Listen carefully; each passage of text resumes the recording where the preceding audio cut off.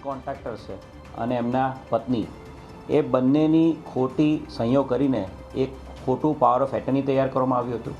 અને આ power of attorney આધારે જે અઠવા લાઇન્સ વિસ્તાર છે એની અંદર પ્લોટ નંબર 273 એની અંદર જે RDS હાઉસ નામનું જે બિલ્ડિંગ છે એની ઉપર મોર્ગેજ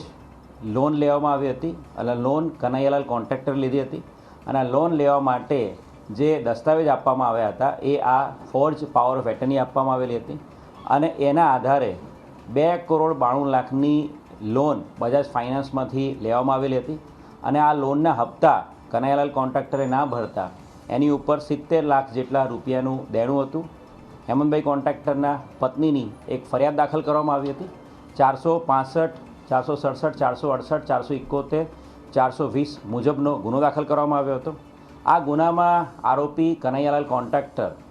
સૌપ્રથમ હાઈકોર્ટમાં બેલ માટે ગયેલા હતા અને ત્યારબાદ એ સુપ્રીમ કોર્ટમાં બેલ માટે ગયેલા હતા.